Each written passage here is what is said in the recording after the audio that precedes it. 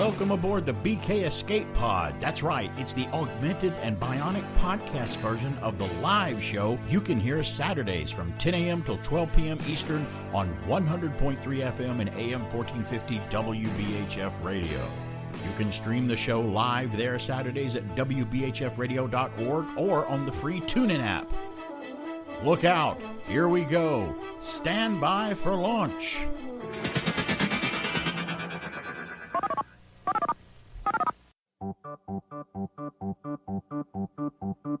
Happy, happy Halloween, Halloween, Halloween. Happy, happy Halloween, Silver Shamrock. Happy, happy Halloween, Halloween, Halloween. Happy, happy Halloween, Silver Shamrock. It's time for the big giveaway. Halloween has come. All you lucky kids with Silver Shamrock masks, gather round your TV set, put on your masks, and watch. All witches, all skeletons, all jack-o'-lanterns, gather round and watch. Watch the magic pumpkin. Watch.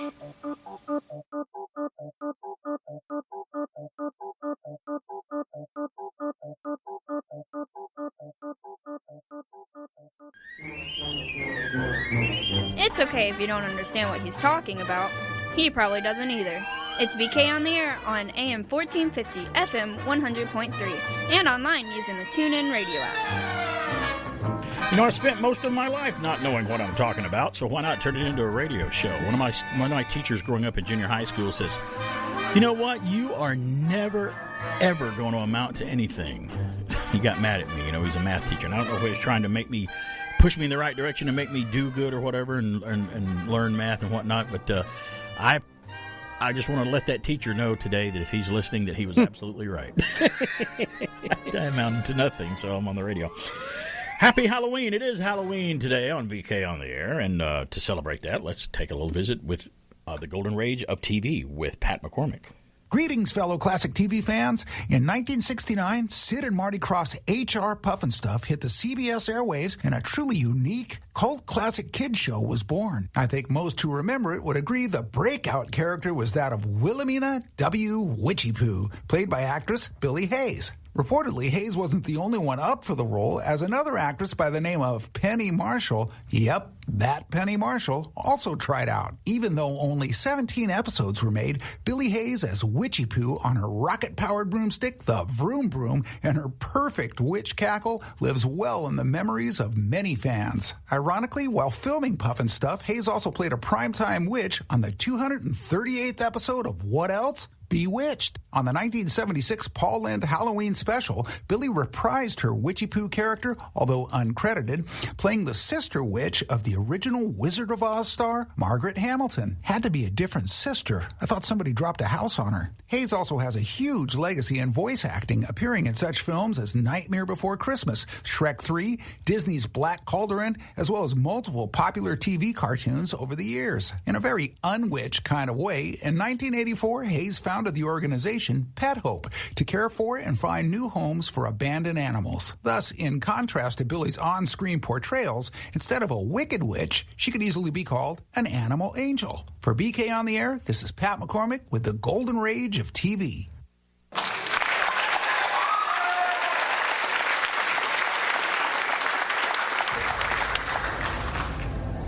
You said you wanted to know how to get Capone. Do you really want to get him? You see what I'm saying? What are you prepared to do? Everything within the law. And then what are you prepared to do? If you open the ball on these people, Mr. Nash, you must be prepared to go all the way. Because they won't give up the fight until one of you is dead. I want to get Capone. I don't know how to get him. Want to get Capone? Here's how you get him. He pulls a knife, you pull a gun. He sends one of yours to the hospital, you send one of his to the morgue. That's the Chicago way. And that's how you get Capone. Sean Connery from The Untouchables, probably my favorite role that he did outside of James Bond. He was one of those actors that, thank goodness, it took him a little while, but he did break out from the James Bond role, because some roles, you know, people get stuck in, and that's kind of what they're known for. And Sean Connery suffered from that. He did do stuff right after Bond, but it took him a while to get away from it, and he finally did it. You don't think Zardoz helped break that? it was very different from Bond. You could say that, And people can say Talk what about about a Zardoz. costume that you wish Yes. could be just scrubbed from the memories of everyone who ever saw it. And I never heard him talk about it. I don't know if he wanted to scrub it or I not. can't Maybe imagine he did. why. But yeah, Zardoz. John Boorman, by the way, directed Zardoz, Mr. Excalibur, weird director, weird movie. But yeah, Untouchables comes to mind for me. I know that you've got a few, but we can both probably say that he was the definitive Bond. He was the Bond that everyone has that just is obviously compared to. He was the first. He was the first. And he's my favorite Bond. And not because, and I didn't even grow up with him as Bond. I grew up with Roger Moore, so I loved him. But once I went back and watched all of them and sunk them all in, I'm like, Connery really did. There's something about what he did about that agent, that secret agent. As a role kid that nailed / it. teenager, Roger Moore was still my favorite because I liked the witty one-liner. And he's great. Twinkle in the eye. Right. When you get as an adult and you start realizing, okay, what was the actual secret agent? What would be the more believable agent? Yeah. And it's Sean Connery. We can have two favorite Bonds And for different honestly, reasons. that's why Daniel Craig, I think, is a great new Bond because although he doesn't have the fun quips, he's still a very believable Bond. At least for one more film. agent. Yeah, you're right. Whenever they decide to release gets it. released. But Sean Connery, a fantastic career, a legend, a true legend in Hollywood and everything that he ever touched and did. Usually, sometimes if the movie was bad, he was in it, and you liked him in it. It's like, oh, he's great in this, but the movie stinks. You said that about The Rock. You're like, well, hey, the best part about it. It's kind of a throwaway movie. I've always liked The Rock as a kind of a fun throw action movie. It's before Michael Bay went so big that it became ridiculous. Hey, can we gonna go miss one Sean more Connery. role that I thought of? I was looking through IMDb because I know there's so many. The mentor for the character in the original Highlander. Oh, yes, Ramirez, the fantastic. Spaniard with the Scottish accent. What a really, believe it or not, a small role in that movie, and what an he's impact. the one that you remember probably the most from it. It's Such an great. impact. It's great. There can be only one. There can be only one. Yeah, another sleeper hit movie. He was in Time Bandits, The Presidio. I mean, just he was so many small parts. Who can we play to get King Agamemnon? How about Sean Connery? Time Bandits. That's great. It's BK on the air. We'll return after these announcements. We're at Monster Stadium. Frankenberry steps to the plate. I'll fill it with my delicious strawberry-flavored cereal, Frankenberry. You're out. A good, nutritious breakfast with Count Chocula is a real hit. Frankenberry. Count Chocula. Both you guys are daddy. Star Trek, the motion picture, collector's close-ups. It's Mr. Spock and Lieutenant Uhura. You can get Star Trek, the motion picture, collector's close-ups. 2 on each specially marked box of the Monster cereals. Ahoy, mateys. This is KAB Antonio Bay. Stevie Wayne here, beaming a signal across the sea. For the men of the seagrass, 15 miles out tonight, a warm hello, and keep a watch out for that fog bank heading in from the east. Now, in the meantime, relax with me while I play this song from the Coupe de Villes, dedicated just to you. Boy, would I like to meet her. I saw her at a grocery store one day. Yeah? You would like to meet her. She's crazy. There's no fog bank out there. What do you know about her? She owns that lighthouse. I know that. Her son plays Little League with my kid brother. She's a mother? I thought you were happily married. Not that happy. No fog bank out there.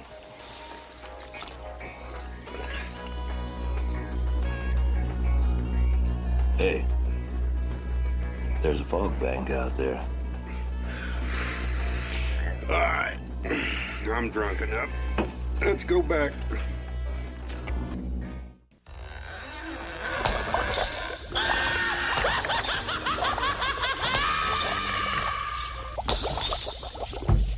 He did the Monster Mash.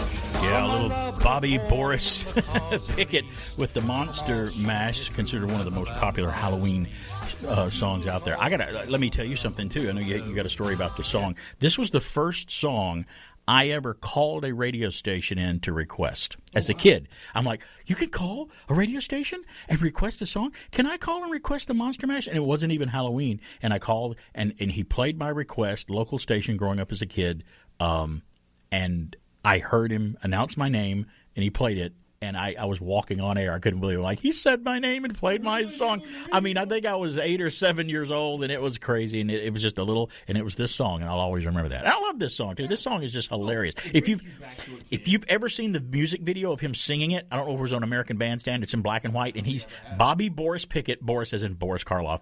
He's singing it, and when he's singing it, he's making face. He's turning his face. He doesn't look like Boris Karloff at all, but he's like Jim Carrey. He can turn his face into Boris Karloff as he's singing it. You ever watch it? Check it out.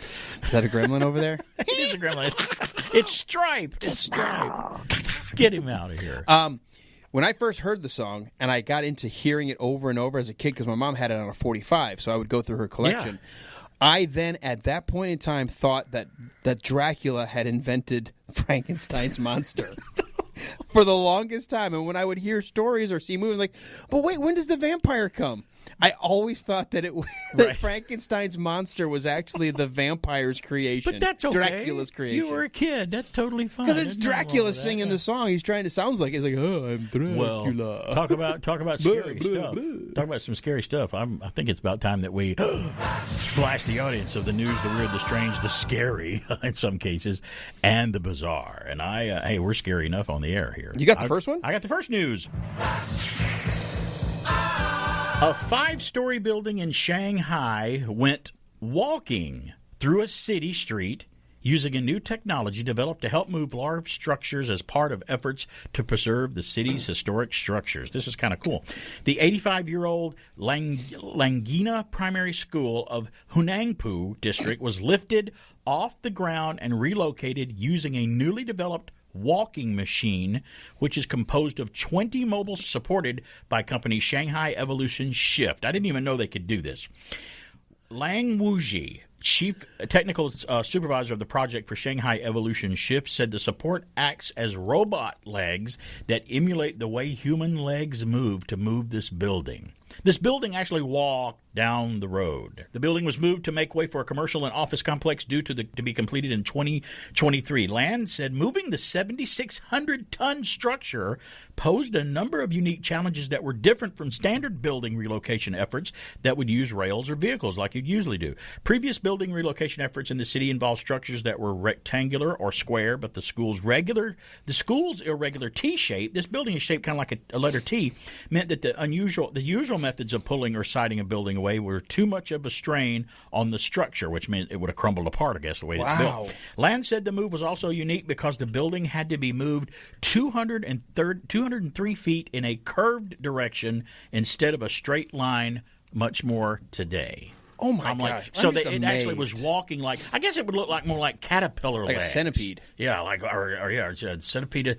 That's millipede. When I hear stuff like that, I'm like, the humans are amazing. They can really are. They can be amazing. And they can be really, when I'm driving at night, they can also be the stupidest people I've ever seen in my life. Yes, you can see the highs and the lows. As I'm driving, I'm like, that person would never invent a way to make a building crawl across the street. That's for sure. Well, guess what? I've got the next news. Tosh away. All right, this is from UPI. A woman in labor had her husband stop on the way to a Florida hospital for the birth of their child so she could cast her vote. Wow. Yes, Karen Bricino Gonzalez, an employee of the Orange County Supervisor of Elections, said she was processing voter ballots at about 2:30 p.m. Tuesday when a man came in with his wife's driver's license. The man explained his wife was outside in the car and wanted to cast her vote. The man explained his wife was in labor and insisted, because she's going to get her way, on voting before going to the hospital. She's going to pull her lower lip over her head. You will put me into the voting booth. The woman in labor filled out her ballot while doing a little controlled breathing. It was an unusual incident, election employees stated. How about that? That's incredible. Push.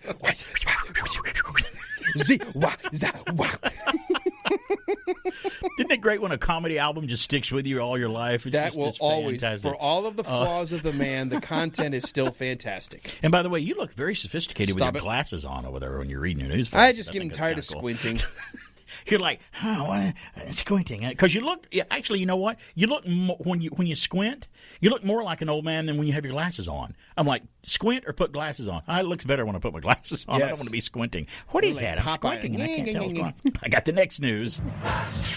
That's, it's the reason you have to put them on and read them, but that's why I made them in font letter number 14 so I can read them without my glasses. So I'm not quite there yet. Well, I could read it. I just decided I had them because I needed them during the when I read sports stuff. It's such small print. Yeah. So I figured, what the heck? You just think you're sexy with them on. That's all it is. No, I'm just getting old. All those gawks from the window when people walk by. Hey, look at him in them sexy glasses. They don't say it about me, that's for sure. A Georgia, this is from UPI, by the way, all of them are. A local story. A Georgia food writer who missed visiting restaurants amidst the COVID-19 pandemic found a unique way to bring the experience home, creating a miniature eatery for chipmunks that frequents her front porch. Well, that's what I would do, wouldn't you? Angela Hansberger of Tucker, Georgia, said the forced closing of the restaurants during the coronavirus outbreak came as a blow to her both professionally and personally. She said her chipmunk restaurants project began when her uncle sent her a tiny picnic table that she had originally intended to nail to a fence for squirrels to climb. Hasberger started creating chipmunk-sized versions of popular restaurant foods to feed her daily guest, who she named Thelonious Monk. That's nice. The food enthusiast said that she soon added a miniature bar to the restaurant for serving rodent-sized sushi and ramen bowls. I'm like, a miniature bar? Wouldn't she have been able to serve them some beer and some wine instead of that? Here, let's make it where you can't find your hole. Go back and find your hole to go in. Why do I know that name, Thelonious Monk, from something? I don't know. We'll have to. It's probably a play on a character of some kind. Got to look that up. That sounds so familiar. Because the more we live, the more we're forgetting what we hear. Monk. Can't think of actors' There's people names. yelling at us right now. All right, well, I've got the next news. For several reasons. Love to yelling at me.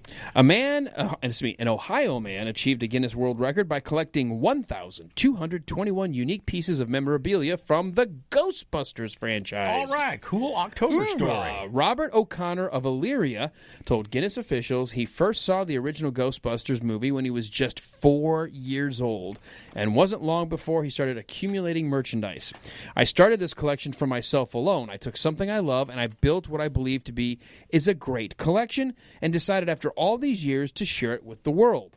His collection was certified as the world's largest collection of Ghostbusters memorabilia this year when the official count stood at 1,221 pieces. But O'Connor said his collection is in fact still growing. There's another cool movie kind of franchise that's got another movie hopefully coming out next I have year. two favorite ghost movies that I see every Halloween. I know. Every Halloween. Can I guess what they might be? Yeah, I'm sure you can. Is one of them Ghostbusters? That would be one.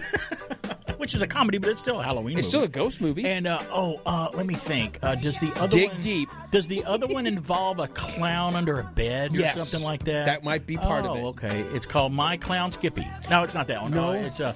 What's the German word for mischievous ghost? I can't remember what it is. Oh, poltergeist. Oh, that's it. Yeah, speaking there. Oh, we are the Freakies, and this is our Freaky Street. We never miss a meal, cause we love our cereals. This is the big boss, we call him Boss Moss. Make sure you spell it right.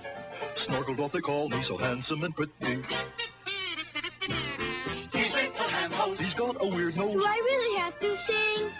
My name is Grumble. I am Kamumble. You're standing on my foot. Gargold is his name. This is my game. I know more than you do. Says you. And don't forget me, I'm goody-goody. I always do what's right. For instance, I eat Freaky cereal because it's got a lot of vitamins and it's good for me. You too can have crunchy, freaky cereal as part of your good breakfast. And there's a free Freaky in specially marked boxes. Okay, here comes the big finish. We are the Freakies. We are the Freakies. This is the Freaky Street.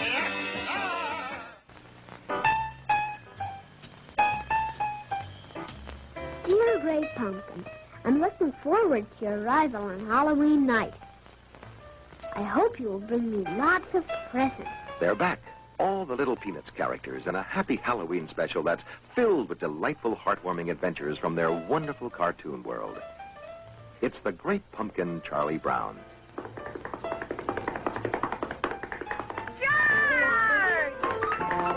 And here's Linus to tell you more about it. On Halloween night, the Great Pumpkin rises out of his pumpkin patch and flies through the air with his bag of toys for all the children. While Linus waits for the great pumpkin, ghosts and goblins, witches and owls make the scene with Charlie Brown and his Peanuts playmates off on a haunting spree that's filled with surprises. It's the great pumpkin, Charlie Brown, in color.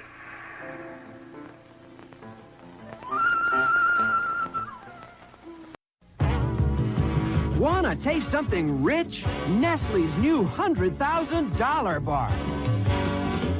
Oh, wow! Tastes like 100,000. Hey, Joe! Tastes like a lot of dough. Get back! Tastes like 100,000 snacks. Nestle $100,000 bar.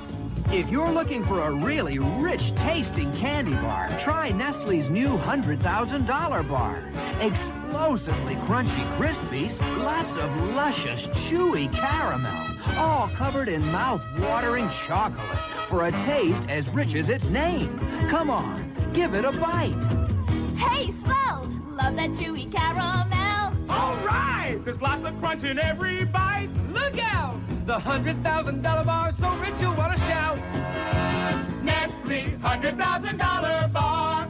Man, it's the best candy bar I ever had in my whole mouth. When it comes to shows about movies and comic books, heroes and crazy news, I tune into BK on the Air from 10 to noon Saturdays. Hey, we're back. It's BK on the Air here on AM 1450 and 100.3 FM WBHF and online at WBHFradio.org and also via the Tunein app. Download the app. You can get the free one. If you can't hear the radio station close by, you can take WBHF anywhere with you in the world that you have a signal. I got one more news. I got someone on the phone holding. If you'll hold on, let's do this news flash. We'll get right to you. A Texas woman said her strip club-inspired Halloween display featured seductively posed skeletons that raised the ire of her local homeowners association. They didn't like this. Would yours like it, the one you live in? And we actually, which will be coming out Tuesday, is one of our stories coming up. And by the way, it's been on Fox 5. It's been on social media. There have been. This woman has had more pictures shown now across the country of this very story. Angela Nava of Richmond said she received a letter from her homeowners association Sunday, just this past Sunday, saying there had been complaints filed about her inappropriate and offensively positioned Halloween decorations. It's great. Quote, "It's modeled after an adult club," she told KTRK-TV. "We really just had a good time changing the scene up every night. Every night we changed the positions of the skeletons, and it's really just been a great creative outlet for me," unquote, she says. The display features skeletons in colorful wigs, a pole dancing, and striking other suggestive poses. I don't even want to think about it. What's great is she goes out there and reposes them every day. So you could drive by every day. I explained, my wife used to have a client when she would drive at Halloween. They had like 6 or 7 life-size skeletons. Right. They did the same thing in the yard, but it was a different thing. It wasn't the stripper poles. Right. Like sometimes they were all in a canoe, like they were all like canoeing through the yard. Right. Other times they were like jump roping or doing other things.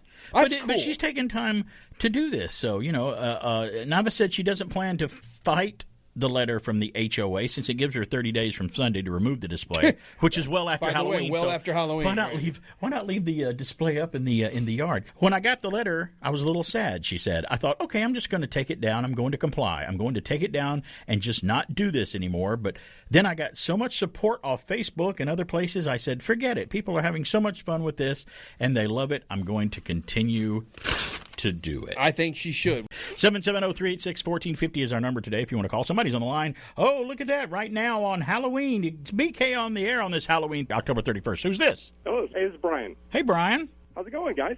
Good. We're doing good. It's going good. How are you? you? On this Halloween trick-or-treat day. Yes. Hey, blown away with Sean Connery's passing. You guys have mentioned some of my favorites, Untouchables and Hunt for Red October. But yeah.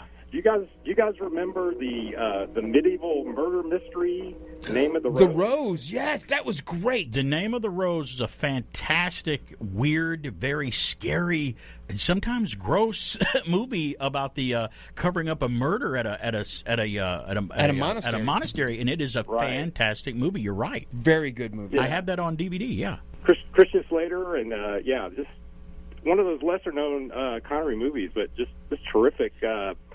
terrific plot lines and just great acting all around. So And really enjoyed that. What an awesome Obi-Wan Kenobi-ish character he's playing in that film. He really plays Exactly.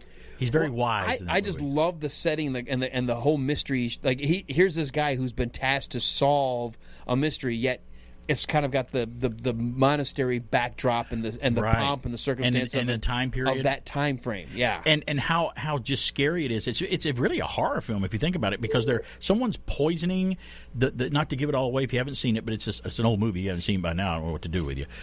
Poisoning the pages of the books that they're reading, because they'll turn the page and lick their fingers as they turn the page of this one book that someone doesn't want them to look at, and whoever goes and reads that book winds up dying. Yeah, I remember how they tied it all together with the blackened tongue. Like, why did they die with a black tongue? Because of the poison. And also, when they're lost in the monastery toward the end, trying to get out when it's on fire, and the thousands of stairs, they just get lost in. It's like a maze inside that big building. That was a very powerful scene. Good movie. I'm glad you brought that up. That is a great Sean Connery role, and he is great in it. By the way, you're right. Oh yeah, tremendous. You guys have Happy Halloween. Happy Halloween. You too, buddy. Keep Happy listening. Halloween Thanks to for you. being out there. Yeah, a great movie. Jean-Jacques Arnauld, I think, is the name of the director who directed that, and he's another one of those visionary directors that directed a lot of cool films. Hey, somebody else is calling. Hey, it's BK on there. Happy Halloween. Who's this? Happy Halloween. It's the Grim Reaper. Hey, Jeff, it's a Grim Reaper. You're going to call my show. You're not going to be like, you're not showing up for some reason, are you? I don't need to be concerned, do I, if the Grim Reaper's calling me? Yeah, you might be. Since I missed last week, I got to do double this week. Archie Bunker used to call him the Grim Creeper. I'm like, well, same thing. How you doing? Yeah. How are you celebrating Halloween today? You guys doing anything special? You doing anything? Well, I'm riding around with Peter looking for dead bodies. Okay, well but that takes you do that almost every other day, right? Don't you? It's not just But Halloween. but I think you're talking about the four-legged kind. I hope. Yeah. Well, I have to poke myself and see if I'm alive sometimes. Poke yourself to see if you're alive. Okay, well, I hope I Somebody don't hand get to me a that. mirror. I want to see if I'm exhaling. Yeah, or casting a shadow. Absolutely. But anyway, just, Sean Connery was my favorite actor on the James Bond film. I agree with you. And I love his voice. It's so, you ever hear it one time, you won't forget it. Right. All right. Sean Connery, Morgan Freeman, and James Earl Jones have some of the best, most recognizable, and awesome voices ever. Very true. Well, there's one more, too. Got long gray hair. He played on Roadhouse. Sam Elliott. Yeah. Yeah, Sam Elliott. My wife loves him. Oh, my wife likes Sam Elliott, You know, too. Sam Elliott is the new voice of Smokey the Bear on the Smokey Bear commercials about forest fires.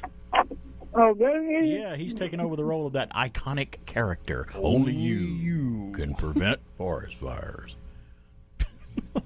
Well, some iconic voices. I grew up listening to these guys, and I'm going to miss Sean Connery because I was one of the biggest Sean Connery fans. I even liked Sean Connery after he quit being James Bond and tried to seek him out in other roles before he kind of caught on again and got cool again in roles other than Bond that he really embraced later in his career. Yeah. For me, Not the Red October is my favorite movie he was in. We were talking about that, too. That's another big, iconic role. And we'll keep the lines open for anybody else who wants to call in, too. Jeff, thanks for checking in with us. I appreciate it, buddy. And happy Halloween to you. Happy Halloween to you. Be listening tonight. Thank you, buddy. We'll be here for 3 hours, 9 to midnight. It's good that Jeff brought that up because I'll remind everybody that tonight, from starting at actually a little after 8 o'clock tonight, Eastern, you can hear a rebroadcast of our production. We have the Grand Theater here in our WBHF radio family. We all came together to record our production of War of the Worlds, the classic radio script by written by H.G. Wells but adapted by Orson Welles for radio. We came together and recorded it. You're going to hear it tonight after 8 o'clock, somewhere like 8:10 p.m. Eastern, something like that. Right. We want to try to time it because it's a little less than an hour. We want it to time so it ends right at 9 o'clock. And it will play right up to our Halloween Spooktacular. We do it every year at WBHF. It's Alan, myself, BK, and Walt into darkness. We all come in here and lock the radio station. Actually, I think we'll leave it unlocked this time because anybody that's spooky and weird want to come in, yeah, that's fine. Or go out in front of the. We have a big window here. People can come by in their costumes. We've had some weird things going by on our Halloween Spooktacular. We did, and that only adds to it. I think that's great. Remember Jim freaked out when we had the nun show up? Yeah, what about the clown that time? I wish Eric would have seen that. That would have been great. Well, next time we'll send Eric a picture. Yeah, we'll take a snap a photo. But Halloween Spooktacular tonight from 9 p.m. to midnight Eastern, right after our airing of War of the Worlds. We're going to talk about stuff like, let's just go through it. We're going to talk about horror things, Halloween memories. We're going to talk about maybe our dream. If we were as an adult, as we are, what dream? If we knew we were going to a big Halloween party tomorrow night or tonight, if money were no object and we can wear whatever we want, what would be our dream scary Halloween costume that we could wear to it? We're going to talk about that. We'll talk about maybe some urban legends in our local places that we grew up in that we know now, like, that wasn't really true, but back then it was an urban legend where I lived. We're going to talk about maybe those, throw that into the mix. Alan, you had some ideas you wanted to talk about tonight? I wanted. A lot of times we come up with lists, and so it's always fun. We to love compare. lists, don't we? So I figured one of the ones is we always talk about our favorite candies and what's top shelf. Yeah. What's the stuff that ends up being at the bottom of the bag 3 months after Halloween that you just can't bring yourself to still try to unwrap? What's your bottom shelf? Like, oh dear Lord, do I really want to eat that? You know what candy I call that? Oh, that's bottom of the bag candy. My sister. I'm giving that to my sister. The other thing is, we always talk about what are the greatest movies or scariest movies, right? But how about the top 5 you always have to watch? They may not be the greatest or scariest, but they're always in your repertoire. And what are the 5? I want to throw into the mix your scariest scene from one film that always scares you to this day from a kid. Speaking on there, somebody's on the air on the line right now. Let's go to the phones and see who's on the air here. Hey, it's BK on the air. Who's this? Hey, this is B.R. Hey, buddy. Long time no talk to you. That's right. Anyway, another great Sean Connery movie that kind of goes under the radar is The Wind and the Line. Him and Candice Bergen, where he's the right. Yes, another John Milius film that John Milius had about the Middle East. Yeah, that's another great performance by him. Right. I mean, again, you've got a Berber with a Scottish accent. Yeah, right. He didn't play a lot of Scottish characters. So. He played a lot of different characters that still had Scottish accents. He did. Edie, thanks for calling, buddy. Have a happy Halloween. Call us anytime. Y'all as well. Thank you, guys. See you, buddy. Hey, Alan, great job on the Telltale Heart. Oh, good. I'm glad you liked it. All right. Bye-bye.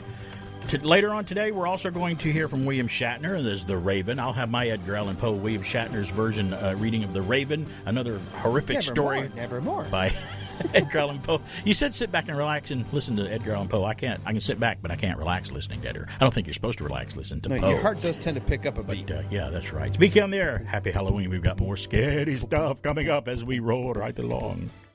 Hello, I'm Vincent Price. For many years now, mankind and his offspring have been searching for an alternative to peanut butter and jelly. After employing the latest methods in technology, the Peter Paul Candy Company has found the alternative to peanut butter and jelly. Peanut butter with no jelly. Pure, creamy peanut butter dotted with Crispies, covered with pure milk chocolate, but no jelly. I'm sure you're as pleased as I am. America is on the go from Maine to the Grand Canyon with a portable radio as a traveling companion. America is on the go, Detroit to San Diego with a portable radio, a toteable, packable, portable radio.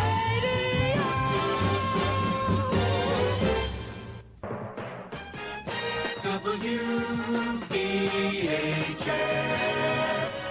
in Cartersville.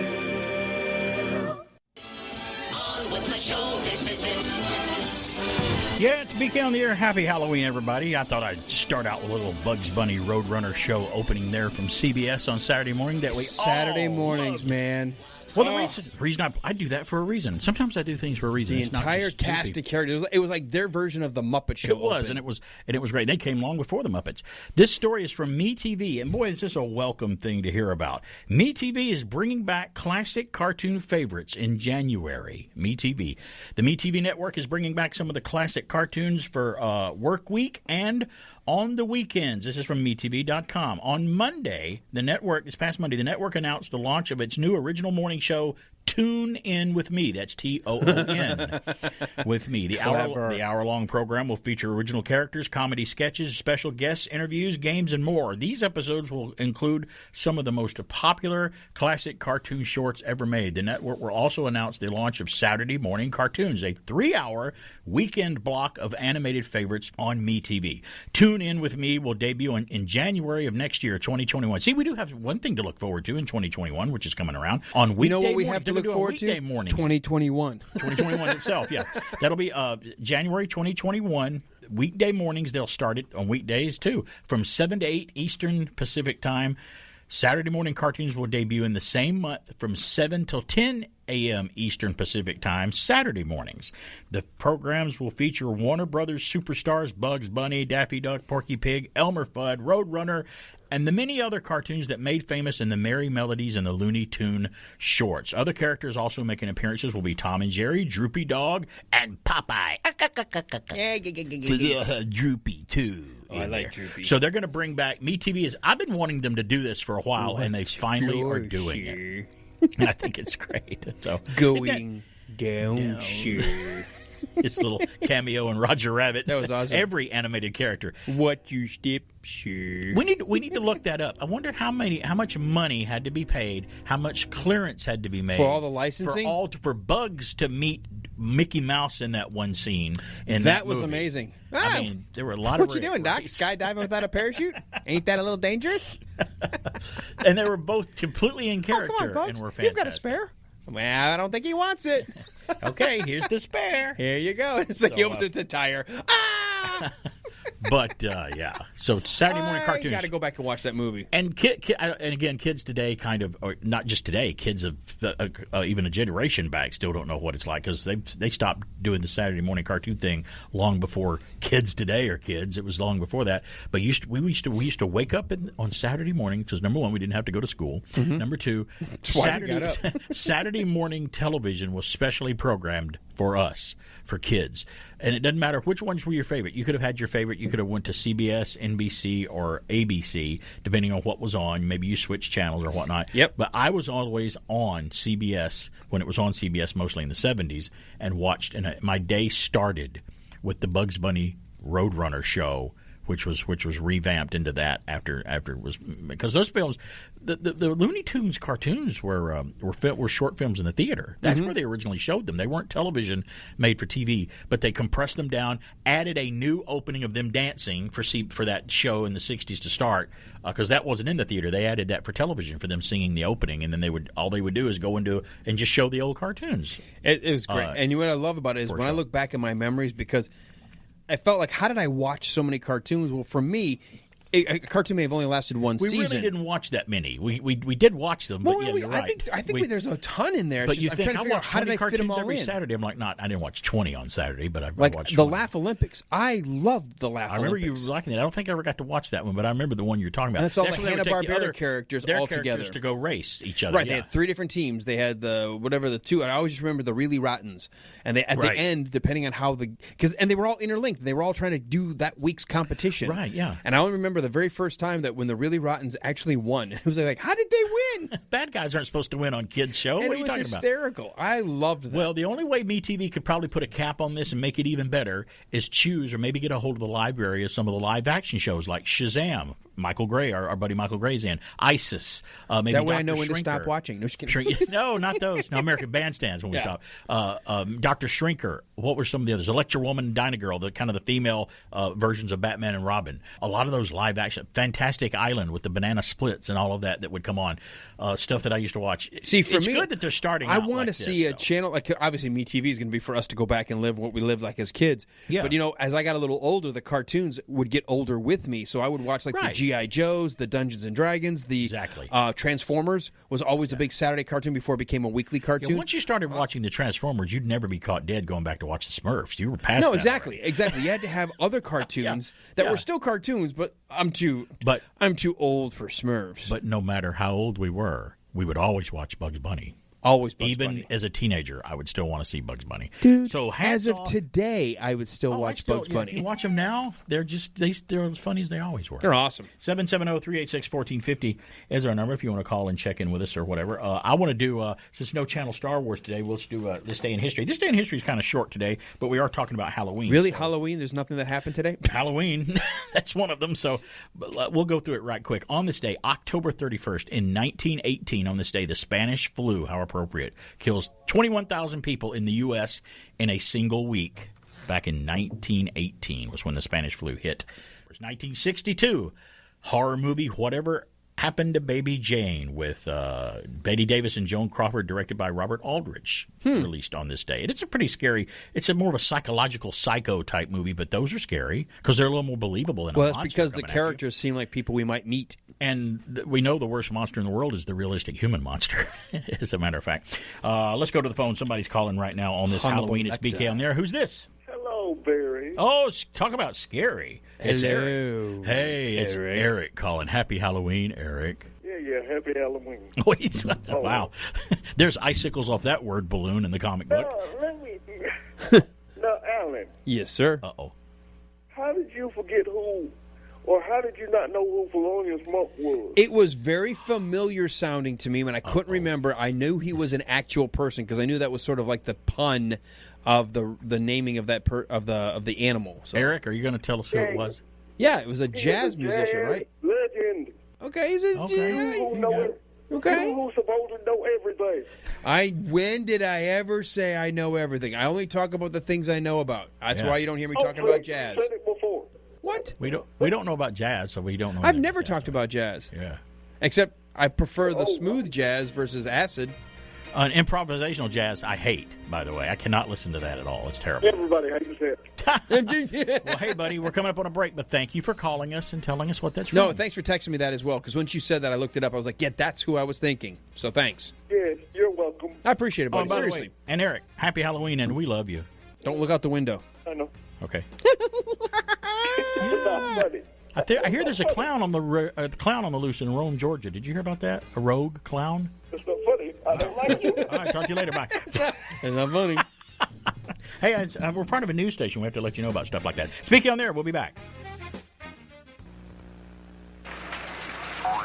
And now, these messages. You can crush 'em at Clyde's Car Crusher. You can mold a car or truck, decorate it, give it wheels, and crush it. It's a wreck. Go to Clyde's. The traveling crane takes it to the crusher. You turn the crank and crush it. Clyde's Car Crusher. It's fun to build them. Yeah, and it's fun to crush them. Clyde's Car Crusher. Clyde's Car Crusher. Assembly required. Comes as you see it, including iron-on patch. New from Remco. Secret Agent Sugar Bear, beware! The wheat freak is after our Super Sugar Crisp. Roger, kids. He wants my wheat cereal. It's part of this nutritious breakfast. Super Sugar Crisp. Going somewhere, wheat freak? Yeah, Sugar Bear. Gonna scoop up your Super Sugar Crisp in my rocket scooper. Springtime.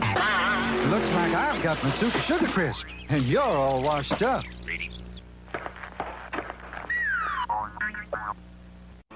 And now back to the guy who knows no limit on self-promotion. It's BK on the air. That's right. Happy Halloween. It's BK on the air here on AM 1450 and 100.3 FM WBHF. Yes, it's a wonderful day outside to be Halloween. Being Halloween on a Saturday is driving us so much crazy fun. We don't even know. I can't even talk. See, I can't even talk. I'm having such a good time. It's Saturday and it's Halloween. I want to continue the On the Day in History while we have time here to do it. Today, we got some birthdays today, believe it or not. Several of them are people that are no longer with us. Michael Landon, American actor from Bonanza and Little House on the Prairie, was born on this day in history, died in 1991. David Ogden Stiers from MASH, Winchester himself, American actor. He was born on this day in history, died in 2018. That's right. It wasn't very much long ago that we lost David Odgen-Stiers. Deidre Hall's American actress is her birthday today. We just mentioned earlier Electra Woman and Dinah Girl on Saturday mornings. She played Electra Woman. She was also in something like a soap opera, but that's not what I knew her from. I knew her from Electra Woman and Dinah Girl. I saw a picture of her. I saw a picture of both of them not too long ago at a Sid and Marty Krofft reunion, since that was a Sid and Marty Krofft production, and they both still look really, really great. I don't know what deal with the Dark Lord that they have to keep looking that good, or what picture of them they have in the attic, sealed, locked up, but they still look great. Today is John Candy's birthday. He passed away in 1994. Another great, funny guy. Yeah. How funny was he? I mean, he was another one when he died. I'm like, oh man, that's just because he could terrible, do the Robin Williams. He could do serious within the comedy. He could. My personal favorite. I was never a big fan of John Hughes films. I know people love him, but I didn't hate them. I just didn't. I think they're all right. Weirdo. But Planes, Trains, and Automobiles and Uncle Buck are my two favorite movies, and Breakfast Club. They were probably my three favorites, and I do like those. And 2 out of the 3 has John Candy in them, so that tells you how much of a fan he is. I started watching John Candy before he was ever a big star on SCTV. It was the Canadian Second City version of Saturday Night Live, and it was syndicated on NBC, and it would come on late Saturday after Saturday Night Live. And Dave Thomas, Rick Moranis, John Candy, all those guys were on SCTV. That's where they got their start. And they knew Belushi and Chevy Chase and all the other guys, because those guys started on the Second City television in Canada, too. So they all knew each other. Didn't Dan Aykroyd? Dan Aykroyd may have been with Second City, but it was never on SCTV. He went right to Saturday Night Live. Okay. But he was still part of that troupe, yeah. Today is, I guess, one of Alan's prolific directors that he liked, New Zealand director Peter Jackson. It's his birthday today. He's done some things that were very good, and a lot of things that stunk. Didn't he direct a horror film? What was his horror film called? Yes, it was called earlier. It was with Michael J. Fox. It was the actually he's done a couple. He's done one about. Oh my gosh! What was the Michael J. Fox film called? That was the one about Eric's screaming right now about it. Oh my God! It was a haunted house, wasn't it? Of some kind. Well, it was about the guy he had a friend who was a ghost. They scammed people, right? And then all of a sudden realized that he got into some real ghosts that were not quite so nice. Peter Jackson, he has had some missteps. I didn't care for his version of King Kong. I don't know why. Yeah, but I just didn't get into it. It was it didn't have any character to it, where the others do. And today is National, believe it or not, Trick or Treat Day. National Trick or Treat Day. That's separate from Halloween, because National Trick or Treat Day is always the last Saturday in October. Today is National Doorbell Day, which mine isn't working right now because I'm still one of those without power after Zeta moved through and brought us winds into North Georgia. Oh, the Lovely Bones was one.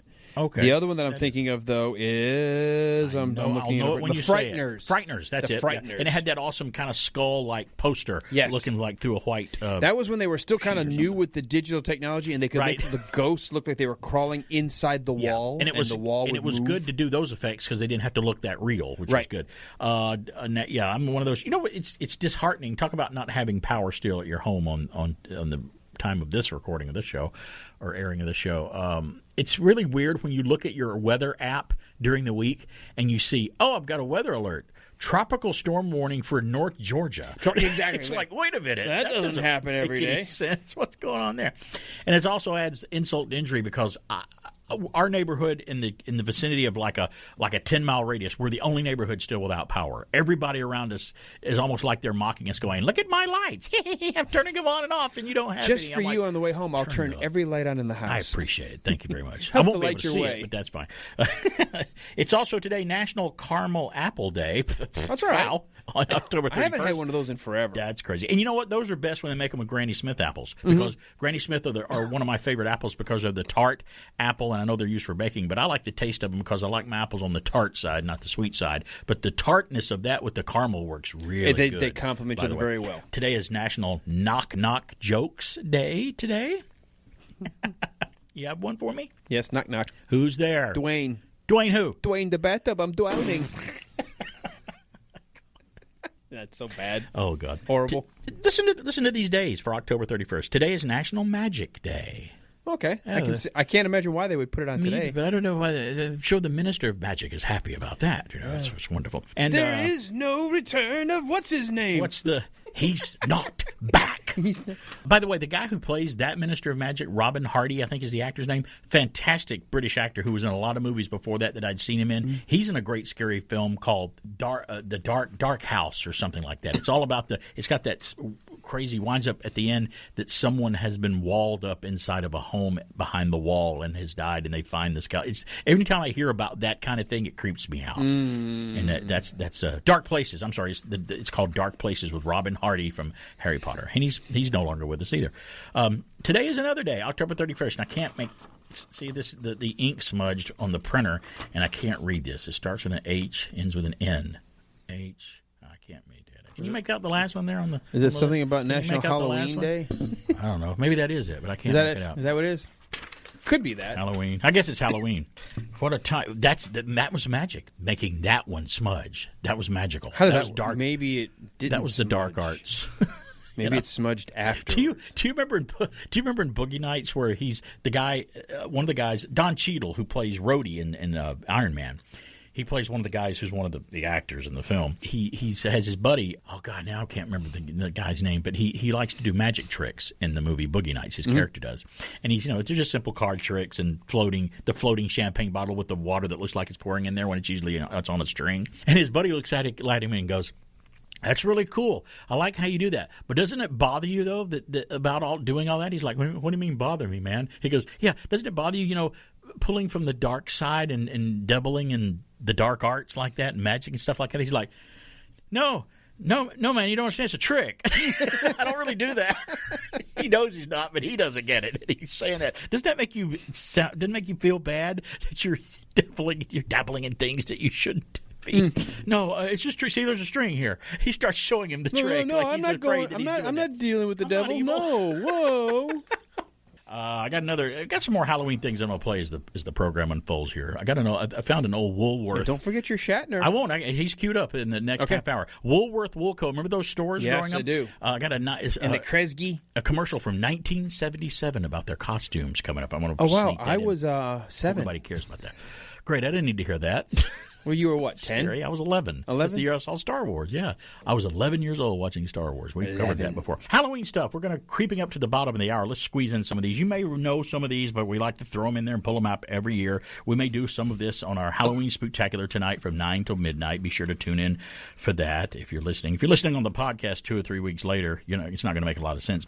And there will be several ways that we'll let you know. Check our Facebook pages, and you'll find out how to hear those. The first jack-o'-lanterns on Halloween were made from turnips, beets, and potatoes. They didn't make them out of pumpkins first. Boy, I always think about that, and I'm like, I can't think of them made out of anything else. I'm like, I knew turnips. I hadn't heard potatoes. That's like Thomas Jefferson wanted to make our national bird a turkey. And there were a lot of them around. But now you would never think of that. You're like, a turkey on a flag or on a poster with the whatever, that would be ridiculous. Don't tread on me. But if we had made it, someone later would have said, yeah, he was thinking about the eagle. We'd be going, yeah, the eagle would be ridiculous. It's just whatever they choose. I don't know. Someone way back went, turkey. When I draw these two, it's easier. One tends to look a little more fierce. Yes. Now, turkeys can be fierce. Oh, I'm Don't not saying they can't be. Yeah, ostrich is maybe one of the most dangerous bird. I can't imagine it being our national bird either. Yeah. But how you put an ostrich on your fighter jet. I'm like, okay, you're... But how flightless cool bird on a plane. Is that the irony? Okay. It shows those slow-mo shots of the eagle flying behind the flag, and it goes down and grabs the fish out of the water and comes back up. You've seen the ones. Hey, we've got eagles in and around Lake Allatoona, and we saw one do that. It was spiraling, and I was like, that's an eagle. It wasn't a ball, but it was like a golden eagle. And all of a sudden, it like a bullet down to the lake. Yeah. At the last second, pulls up, snatches a fish out of the water. I'm like, holy crap! It's terrible when they grab Dachshunds and wiener dogs too. That's happened before. It's just really not bad. around here though. But they let them go because more heavy. hawks and they're falcons. Too heavy. But people are like, how can a bird hurt you? I'm like, have you ever seen the biggest condor and eagles? How big they are, and they have to wear a glove when they're holding them on their arm. The talons on their feet are razors, and you don't want to mess with an ostrich. No, they are like. First of all, the kick is like a horse. Well, they have the claw thing, but too. They will rip you. Yeah, it's terrible. In 2018, people are using squash, melons, and even pineapples for carving, adding to the things that they carve for Halloween. 770-386-1450 is our number. Somebody's on now. Hey, who's this? Oh, Hello? they went away. Did they go away? Okay. Oh, bye. That was Thanks for hanging out. That was a Halloween prank. They just rolled my show with toilet paper just now. This holiday is the refrigerator running. Better go catch it. Get Prince Albert in a can. The holiday is the second highest grossing commercial holiday after Christmas. Halloween is. Well, I can understand why. Samhainophobia refers to the people who are afraid of Halloween. Mm-hmm. I suffer from Samhainophobia. So what do you do on Halloween? I can't hide because that's scary. That's how it's spelled, but is that not? Don't you say it a different way? Isn't it pronounced separate? I don't know. Maybe it is, but I know that the thing is called Samhain when they say it. But you know, there are only 24% of children that like non-chocolate candy for trick-or-treat treats. And I'm not a huge chocolate fan. I don't like the dark chocolate. I'm more of the milk chocolate, wimpy chocolate kind of guy. The largest Halloween parade in New York City is called the Village Halloween Parade. Look it up. It is very big. Did you know originally you needed to dance for your treat on Halloween or put on a short play or sing a song? The candy givers wanted to be entertained way back in the day. You know, we could have done that, right? That would have been nice. Except sing. They would have thrown rocks at us or would have given us a rock if we'd have sang on Halloween, by the way. During the earliest of Halloween celebrations, people wore animal skins and heads for the holiday. They wanted to connect with the spirits of the dead. It is Halloween on Saturday today. We're going to bring you later on in the program. William Shatner will bring you The Raven by Edgar Allan Poe right here at BK on the Air. We got more Halloween stuff and more surprises coming up. Stay tuned. All right, Scott, we're a team and there's nothing to worry about. We come here and we're going to conquer and we're going to take some. This is William Shatner, and I would like to invite you to take a journey with me into the 21st century. So take the next few minutes and listen very closely. You'll be amazed at what you hear. Okay?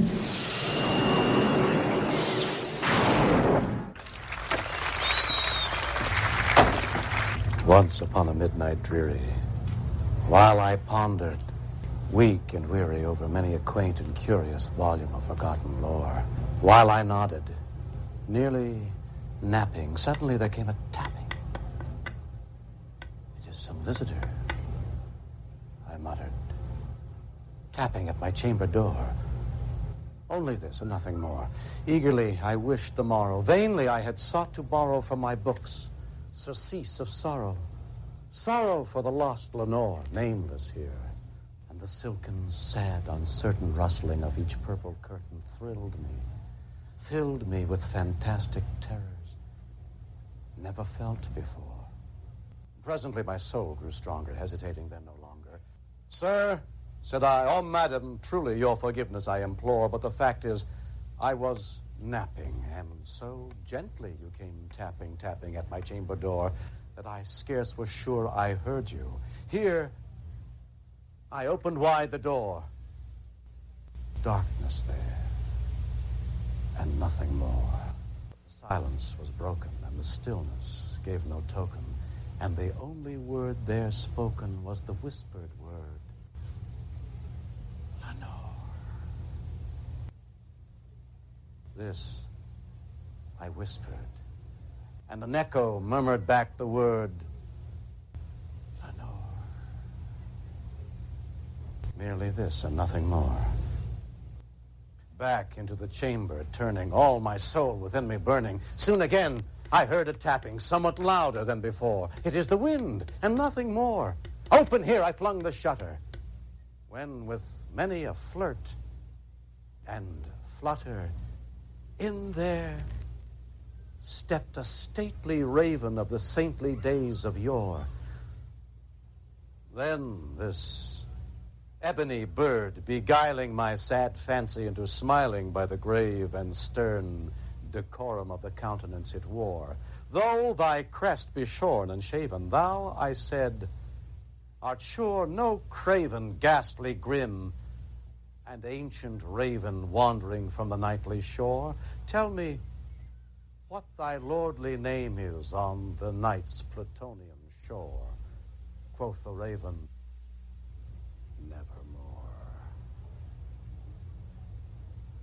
then upon the velvet, sinking, I betook myself to linking fancy onto fancy, thinking what this ominous bird of yore, what this grim, ungainly, ghastly, gaunt, and ominous bird of yore meant in croaking, nevermore.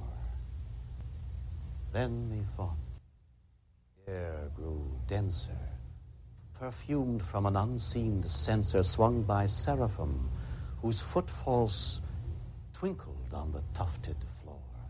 Wretch, I cried, thy God hath lent thee by these angels. He hath sent thee respite and nepenthe from the memories of Lenore. Quaff, oh, quaff this kind nepenthe, and forget this lost Lenore. Quoth the raven, nevermore. Be that word our sign of parting. Bird, or fiend, I shrieked, upstarting, get thee back into the tempest and the night's Plutonian shore. Take thy beak from out my heart, and take thy form off my door. Quoth the raven, nevermore. And the raven, never flittering, still is sitting on the pallid bust of Pallas, just above my chamber door. And his eyes have all the seeming of a demon that is dreaming, and the lamplight o'er him streaming throws his shadow on the floor. And my soul, from out that shadow that lies floating on the floor, shall be lifted nevermore. William Shatner as the Raven from, and I try to play it every year because you do Telltale Heart on your show, as Poe, and you can't get more Halloween than Edgar Allan Poe. There was a movie that was done called Torture Garden. It was one of those omnibus movies where there's short stories in the film, like the Twilight Zone, little short vignettes in the film. There's one called Torture Garden, and is it Peter Cushing? I think Peter Cushing is in it, and he's trying to.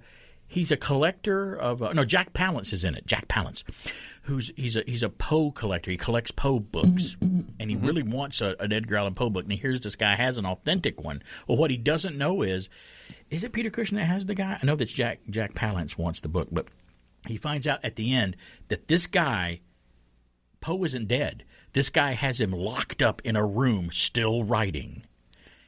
And he's alive by some supernatural way, and he's alive at the desk, just writing like a zombie. And he's like, how can you get these? How are you getting these unpublished works by Poe? They're obviously his. You can read them and tell that he did it, and they look old. And he's like, and he finally finds out, and it's just a spooky story that always stayed with me. Another terrifying film that just scared me as a kid. But that whole story of Poe is still alive, writing. He's actually turned into a horrific figure that he would write about.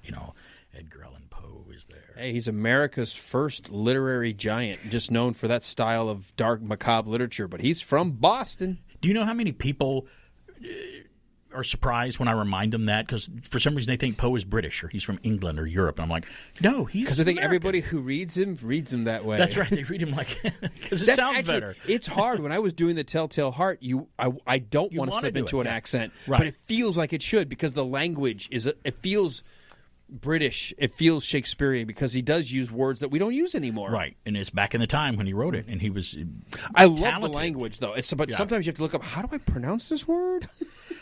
Sometimes I used to say, and it may be a little stretch saying it, but I have said before that Poe is kind of America's Shakespeare.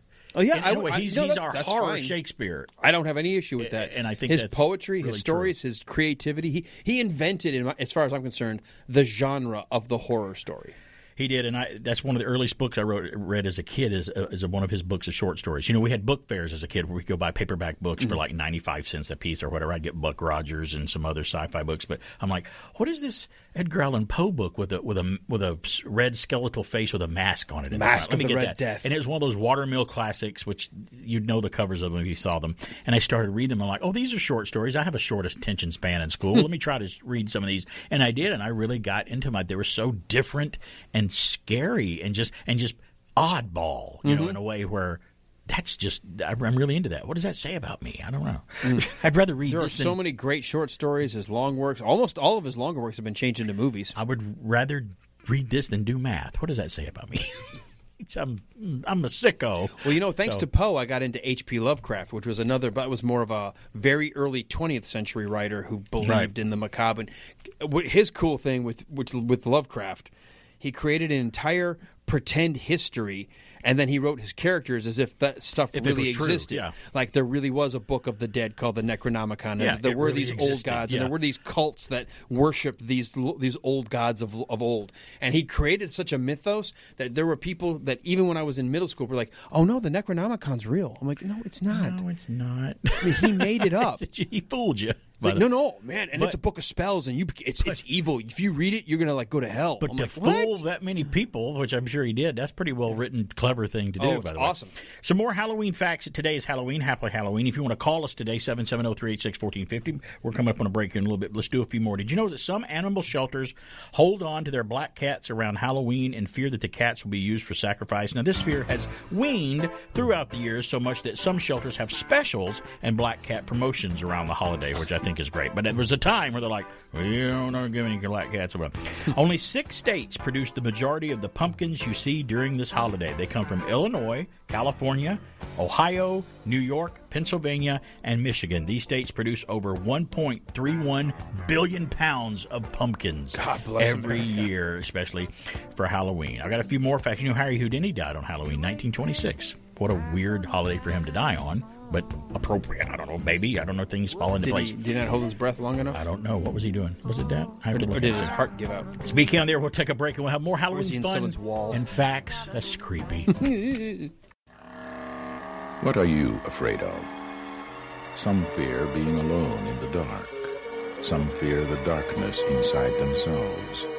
Some fear what the future will bring. Some fear what has lived in the past. But given the right time and the right place, there's one thing we're all afraid of. A ghost story. Ghost Story. Rated R. Under 17, not admitted without parent. Are you troubled by strange noises in the middle of the night? Do you experience feelings of dread in your basement or attic? Have you or any of your family ever seen a spook, specter, or ghost? If the answer is yes, then don't wait another minute. Pick up your phone and call the professionals. Go, Ghostbusters.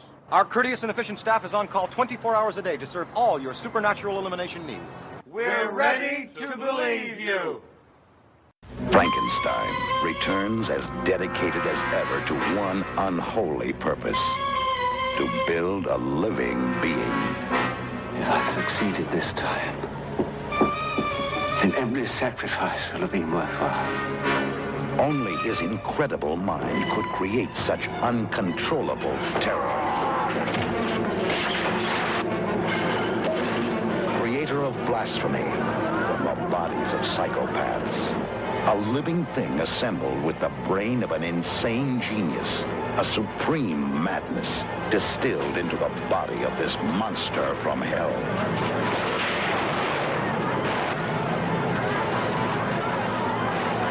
Frankenstein and the Monster from Hell. Rated R. Now, there's a title that you can get behind. Frankenstein from Hammer Films. They continue to do Frankenstein with or without Peter Cushing, even all the way up to the 70s, and that was one of the last ones that they made in 74, I think. Talk about a title. Frankenstein and the Monster from Hell. Can you not hear a title and go, oh, I know exactly what that's about? It's a delightful family-friendly show for the kids. Yeah, so, and again, Peter Mabel, Cushing. pop the popcorn. We've got movie night. Make sure we've got Bloody Marys to drink, too, and everything else that we can get. Tomato Should juice. we invite the neighbors, Ward? I don't know. Do you think they would like that?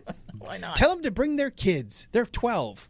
It's Flanders next door to Homer. Well, Make good Flanders giggly wiggly. only. Are we getting ready to watch this? That's right.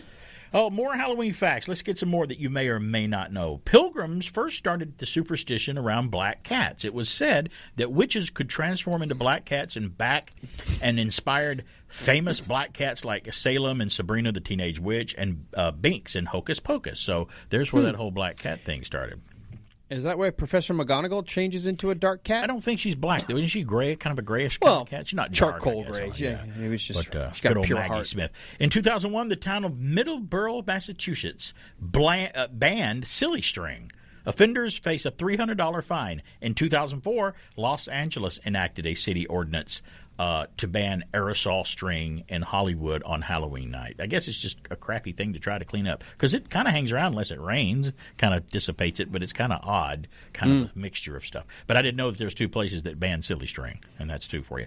Even though kids aren't a fan, candy corn is one of the holiday's most produced candies, and we know that, and I can't stand it either. Almost 25 million pounds of it is produced every year. Candy corn has been around since the year 1898, and it tastes like it, too. That it's that old. Yeah, it tastes like it's made in 1898 to me. I put that in my between tier 2 and tier 3 candy. I don't mind it, but I'm not going for it first. No, well, I'm not even going to go because to me, there's always going to be something else better than that.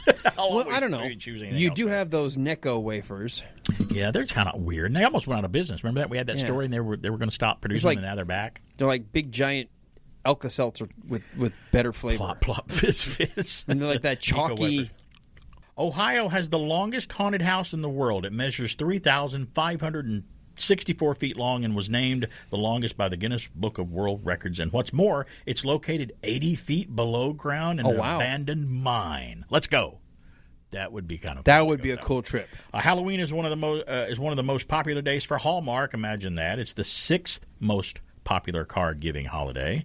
Halloween for me isn't a card holiday. I don't celebrate by giving a Halloween card to people. I did when we were in school. We gave them to each kid like we did Valentine's. Leftover candy can last a lot longer than you think, believe it or not. Properly stored chocolate can last for up to 2 years, and even hard candy can last for up to a year sometimes, depending on what's in it. The hard candy doesn't last as long as the chocolate? Yeah, isn't that weird? I would think rock candy would last. I would think like the sugar base, as long as it doesn't get to humidity, because I love things like Sweet Tarts, Smarties. Yeah. All the sugary, like the hard, like the Jawbreakers, Fireballs. Right. Which are Jawbreakers, by the way. They are. So there's some few Halloween facts for you. We'd like to sneak those in on our Halloween show, which happens to fall on Halloween today, believe it or not. I got to get some more of these stories and blow through them before the top of the hour. We're slowly. You could always repurpose them tonight. Well, I am. We're going to have some holdovers, leftover candy for tonight. From MeTV, Tim Burton is bringing the Addams Family back to television. What? The most recent adaptation of the mysterious and spooky Addams Family have been on the screen.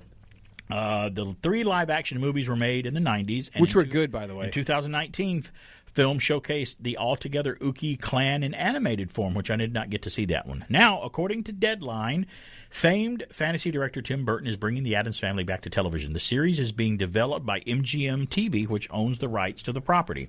Burton will reportedly executive produce and possibly direct every episode of the new live-action show. That's proof to me that he's not busy with films anymore, I guess. He's going to do this now.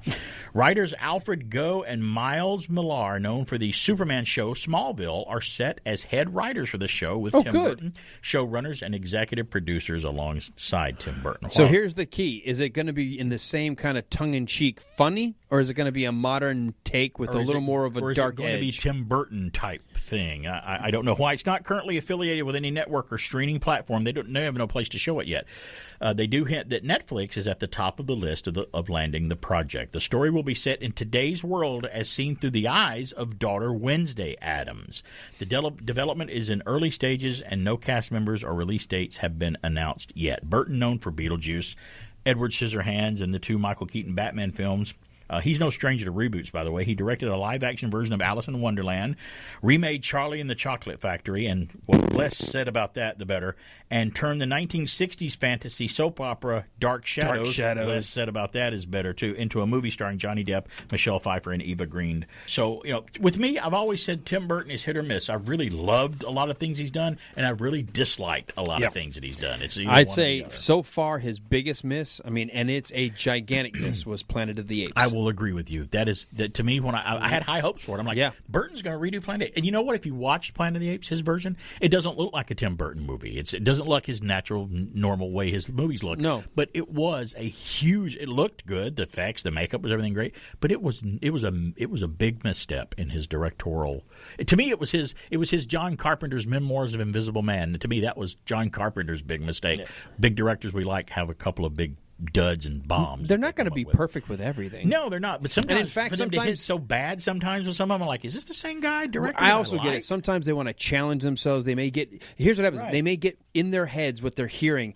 Well, John Carpenter only good at horror. Oh, okay. Right. Let me show you I can do something else.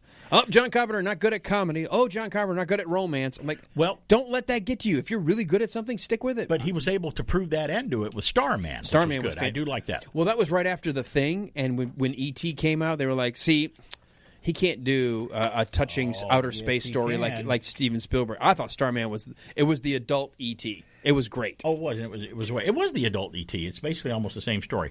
And I didn't know how I was going to like it when it came out, and I wound up really liking it. I loved it. Spawned a TV show with Robert Hayes from Airplane. That's right. It's right. He was a TV show. I had forgotten that. I can't remember the girl that was in it with him, but it was Robert Hayes from Airplane played him. Somebody who was close enough to Jeff Bridges, but not Jeff Bridges. Let's talk about Jeff Bridges for a minute.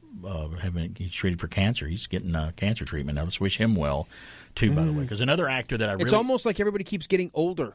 Yeah, why is that? What's going on? I guess getting older is better than the bar's going to start to eat him. Wait, what? Yeah, we're going to have a lot. In the few minutes we have left, we'll rev it up and let everybody know. Tonight, happy Halloween to everybody, but tonight you're going to be able to relive some Halloween fun on the radio, because if you're not going to trick-or-treating, if the COVID's got you stuck in doing trunk-or-treats and getting back home fairly early or whatever, and you got nothing to do, tune us in tonight, WBHF AM 1450 and 100.3 FM, WBHFradio.org, and you can get us a hold of us on the Tunein app if you've got it for your smartphone or your whatever devices you use, and listen to us tonight. We'll help you ring in Halloween in a fun, entertaining, and sometimes spooky way. Starting a little after 8 p.m. Eastern tonight, you can hear War of the Worlds, the H.G. Wells story adapted by Orson Welles on the radio, which they made a TV movie about it with Casey Kasem back in the 70s called The Night That Panicked America. Mm-hmm. It was a TV movie. It was great. They'd show it, and it was a TV movie about them doing that, and everybody in town losing their minds, thinking this was really happening in Grover's Mill, and these UFOs are coming down and attacking and killing people on big tripod legs. But we're going to present our version of it. The Grand Theater, in association with WBHF Radio, we all got together and recorded our own version of it. You can hear it tonight a little after 8 p.m. Eastern, so tune that in, and after that, it's going to get even scarier and more weird with us, with our annual Halloween Spooktacular that we do every year from 9 p.m. until midnight. We go for 3 hours all the way up to the witching hour and have a fantastic time doing it. This is our 6th annual. For 6 years we've been doing it, and it doesn't feel like it's been 6. No. Think about how long it takes 6 years to go by. Well, a lot quicker the older we get. No, but thankfully the last couple have been just like, okay, fine, just do it. Just wear them down, Let's do it. And today is Saturday. We're so glad it's coming on a day where we don't have to go home. And a fallback Saturday. So you can stay up late with us. If you can say midnight's way past my bedtime. You know what? Technically, you could say it ends at 11. Right, and write the number down, 770-386-1450. That's the number. If you want to call during the Halloween show, we'll take calls. You want to talk about Halloween, things growing up. It's live. Yes. It's live. We'll be talking about the same thing. We'll throw movies in there, things that scared us, costumes growing up. I'm going to talk about the Ben Cooper Costume Company that used to make those great rubber band mask poncho costumes you'd get in the box. One of the things I want to talk about is how has Halloween evolved for you? Because we remember as a kid, and you've got one of the things, one of your earliest memories, or I think I have. We've got a big list we've been putting together, and all three of us are going to kind of pull from it. But I want to know, how has Halloween evolved? Because I know it has for me. When I look back, it's a completely different way, and I'm still as excited, but in a different way. Exactly, and we'll hit on that, and you'll hear for 3 hours kind of what way it's evolved for us. If you listen for 3 hours tonight. With, you'll get us. Yes, with Alan and BK, me, and Walt in the Darkness, our frequent guest, who's actually going to be here in the studio with us. That's great. We're going to be glad to have him. He's here. allowed out, although if he hasn't had power for the last 2 or 3 days, maybe we need to put him in the other room. Well, I haven't had power since Thursday either. I'm okay, but no, power doesn't keep me from taking a shower. I still got water. So. True. I hope he's all right. I just can't see. I can't see when I'm washing. Gotcha. It's just dark. So gotta wait for sun up before I can. It's like Little House on the Prairie. I'm like, I got to take a shower. Let me open the window and let some sunlight in the window so I can see the bathroom. To bring me a shower candle. It's shower time. Why does it keep going out in the shower? Why can't I see anything? I'll tell the story too tonight on the Halloween Spectacular. How we used to bob for apples at my Halloween carnival in elementary school, and how my school was a little different. They used to hold our head under the water till we came up with one, so it made it very, very interesting. All tonight. Happy Halloween to everybody. Whatever you do out there, stay safe doing it, but trick or treat and have fun. It's BK on the air. We'll see you tonight for the Halloween Spooktacular.